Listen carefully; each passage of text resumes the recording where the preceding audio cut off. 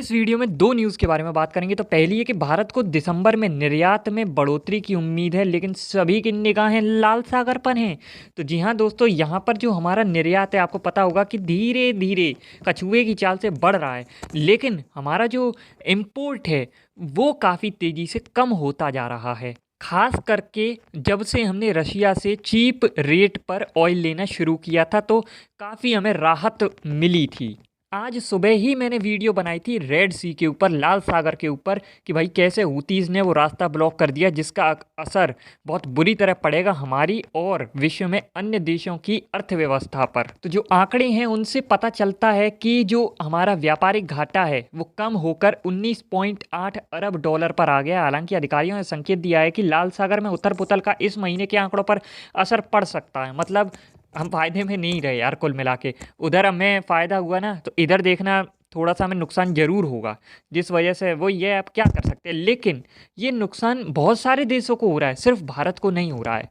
Reuters द्वारा सर्वेक्षण किए गए अर्थशास्त्रियों ने दिसंबर में 21 अरब डॉलर के व्यापार घाटे की उम्मीद की थी। आगे है कि व्यापार सचिव सुनील भारथवाल ने कहा, दिसंबर में मांग में बढ़ोतरी हुई है, जिसके कारण निर्यात बढ़ा है। इससे हमें राहत तो मिली है, क्योंकि जनवरी में व्यापार और लाल सागर संकट के कारण आगे बढ़ने में अनिश्चितता है। मतलब वही चीज़ है जो मैं कह रहा हूँ, उधर हमको फ़ायदा मिल गया तो अच्छा हुआ, क्योंकि इधर नुकसान होने के चांसेस है पूरे पूरे। अब देखते हैं यार, ये वॉर बड़ी खिंचती है, लंबी खिंचती है और फैलती है, क्या होता है ये तो आगे पता चलेगा। ये आंकड़ा जो दिया है ना, इससे आपको पता चलेगा कि हमें कितना बड़ा भयानक नुकसान होने वाला है। तो यूरोप के साथ भारत का लगभग 80% व्यापारिक जो व्यापार है वो लाल सागर से ही होकर जाता है, क्योंकि रास्ता वही है। तभी तो हम इकोनॉमिक कॉरिडोर बना रहे थे, वही यूएई और जो सऊदी अरेबिया है और इसराइल से है, क्योंकि भाई सारा सामान उधर से चला जाता है। अब देखते हैं क्या होता है। यहाँ यमन के ईरान समर्थित होती उग्रवादियों द्वारा शिपिंग पर हमला किया गया है, जो गाजा में हमास के साथ इजराइल के 3 महीने से अधिक समय से चल रहे युद्ध का परिणाम है। तो ये बताया गया कि भाई दिसंबर का तो व्यापार था वो तो ठीक है, उसमें तो कोई असर नहीं पड़ा है, लेकिन हाल ही में कुछ और खेपों को रोक दिया गया है। तो अभी नुकसान हो रहा है ना दिसंबर में, भाई वो तो सब सही सही कट गया, इधर नुकसान हो रहा है ना। तभी तो अपने जयशंकर साहब ईरान गए थे लपक के कि भाई कुछ मीटिंग वीटिंग करके आए, सेटिंगबाजी करके आए। अभी सरकारी आंकड़े आए हैं, उनसे जो हमारा व्यापारिक निर्यात है वो 38.45 अरब डॉलर था, जबकि आयात 58.25 अरब डॉलर था। पिछले महीने व्यापारिक निर्यात 33.9 अरब डॉलर था, जबकि जो आयात है वो 54.48 अरब डॉलर था। तो लगा लो भाई कितना हमें नुकसान पहले हुआ था, कितना नुकसान अभी हुआ है। जब तक ये हम जो आयात कर रहे हैं ना, इसमें कमी नहीं आएगी, तब तक कुछ नहीं हो सकता। सारी चीज़ें मेड इन इंडिया होनी चाहिए। और दूसरी चीज़, हमें जल्द से जल्द ये ऑयल का कुछ करना होगा भाई यार, यही सबसे ज़्यादा हमारे पैसे खा जाता है। अच्छा, सर्विसेज में हमारा आंकड़ा बहुत सही रहता है। तो दिसंबर में जो सेवा सर्विस निर्यात था वो 27.88 अरब डॉलर था, जबकि आयात सिर्फ 13.25 अरब डॉलर था। नवंबर में सेवा निर्यात 28.68 अरब डॉलर और आयात 13.4 अरब डॉलर। तो इसमें तो हम सही चलते हैं। अब बात करते हैं भाई गरीबी की। तो भारत में 9 वर्षों में 24.8 करोड़ से अधिक लोग बहुआयामी गरीबी से बाहर निकले हैं। नीति आयोग की ये रिपोर्ट है। समझ रहे हो, 25 करोड़ लोग बहुत हो गए, 25 करोड़ लोग, और बहुआयामी गरीबी है। दो वर्ड यूज किए जाते हैं, एक आपने सुना होगा एक्सट्रीम पोवर्टी से बाहर निकले, और ये है मल्टी डायमेंशनल पोवर्टी। तो ये जो कमी आई है ना, मतलब कि जो गरीब हैं उनमें गिरावट आई है, गरीब अब कम है। तो यह कमी 29.17% से 11.28% की गिरावट का प्रतिनिधित्व करती है। स्वास्थ्य, शिक्षा और जीवन स्तर में अभावों को दूर करने के सफल प्रयासों को रेखांकित करती है। मतलब पहले हमारे यहाँ जो पोवर्टी गरीबी थी वो 29.17% थी, अब 11.28% की गिरावट का प्रतिनिधित्व करें, मतलब इतनी रह गई है। लेकिन एक बात ध्यान में रखना, ये एक्सट्रीम पोवर्टी की बात नहीं है, ये मल्टी डायमेंशनल पोवर्टी है। और जैसे जैसे भारत ग्रो करेगा ना, हमारे देश में पैसा आएगा, वैसे वैसे अपने आप देखोगे कि गरीब लोग कम होते जाएंगे, क्योंकि सबको काम मिलता जाएगा।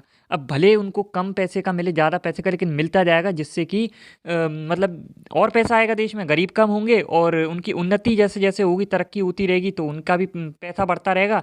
तो इस तरीके से काम करती है चीज़ें। खैर, आगे उन्होंने ये बताया कि उनके जो वो होती है ना लिस्ट, कि किस बिहाफ पर हमने ये कहा है कि ये गरीब है, तो वो कुछ बताए हैं यहाँ पर पॉइंट्स। जैसे हो गया पोषण हो गया, बाल और किशोर यानी छोटे बच्चे और जो किशोरावस्था होती है उसमें जो मृत्यु दर है वो देखते हैं, मातृ स्वास्थ्य, माँ का स्वास्थ्य देखते हैं, स्कूली शिक्षा के वर्ष देखते हैं, कितने साल पढ़ाई की है, स्कूल में उपस्थिति भी देखते हैं ससुरा। इसीलिए हमारी बहुत मार लगती थी, 75% तुम्हारी उपस्थिति होनी चाहिए। उसके बाद है खाना पकाने का ईंधन क्या है, तो अब तो सबके यहाँ गैस है आई थिंक। और स्वच्छता वगैरह भी देखते हैं, पीने का पानी ये भी उपलब्ध है सबके यहाँ। तो इसी के बेस पर ही तो बता रहे हैं कि भाई जो गरीबी है वो कम हुई है, क्योंकि सबको मिल रहा है भाई, गैस सबको दे दी गई है। उसके बाद बिजली भी ऑलमोस्ट सब जगह है। आवास, ये भाई प्रधानमंत्री योजना चलाते रहते हैं, तो आवास भी सबको मिला है। संपत्ति और बैंक खाते भी सबके हैं भाई। जब से पेटीएम आया तब से तो सबने बना लिए बैंक खाते। लेकिन एक और चीज़ मैं बताऊँ ना, ये चीज़ तो सबके पास है भाई, मेरी जॉब नहीं है फिर भी मेरे पास ये सब है, तो क्या मैं गरीब नहीं हूँ? मैं अमीर हो गया या मिडिल क्लास हो गया? अरे नहीं भाई, हालत बहुत खस्ता है। इसीलिए भाई लोग मेरी भी जॉब लगाओ, सब्सक्राइब करो। अच्छा, जो उत्तर प्रदेश है वो 5.95 करोड़ लोगों को गरीबी से बाहर निकालने के साथ उत्तर प्रदेश पहले स्थान पर है, मतलब 6 करोड़ मान लो।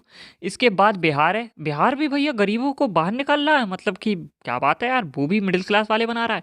यहाँ पर है 3.77 करोड़ और मध्य प्रदेश है 2.30 करोड़। हमारे जो सुब्रमण्यम जी हैं उन्होंने इस दिशा में चल रहे प्रयासों को मतलब बताया, उसके ऊपर प्रकाश डाला है और कहा है कि बहुआयामी गरीबी को 1% से नीचे लाने के सरकार के लक्ष्यों पर जोर दिया है। तो जल्दी से सर जी बस 1% से नीचे लाओ। आगे उन्होंने ये भी बताया कि 2024 में ही एकल अंकीय गरीबी स्तर तक पहुंचने की राह पर है। एकल अंकीय मतलब जो 17, 18 या 12 ये 2 अंक से मिलकर बने हैं, तो एक अंक यानी कि 10 से नीचे हो जाएगी, 10% से नीचे गरीबी हो जाएगी। गरीबी का जो रेशियो है उसमें जो गिरावट है वो बड़ा है। अब कैसे 2015 से 16 और 2019 से 21 के बीच है। यहाँ पर पहले क्या था, 7.69% की तुलना में जो पहले 2015 से 16 के बीच में इतना है, और 19 से 21 में 10.66% की वार्षिक गिरावट दर्ज की गई है। गरीब राज्यों में जो गरीबी है वो तेजी से देखी जा रही है गिरावट उसमें। खैर इन्होंने बताया कि 2030 तक आधा कर दिया जाएगा, ये वो कर दिया जाएगा, लेकिन ये तो भविष्य की बातें हैं। देखो क्या होता है ये हमें नहीं पता है, लेकिन हमें निरंतर प्रयास तो करते ही रहने चाहिए इस क्षेत्र में। बाकी आपकी क्या राय है कमेंट ज़रूर करना, चैनल को सब्सक्राइब करना। फिर मिलेंगे, तब तक के लिए गुड बाय।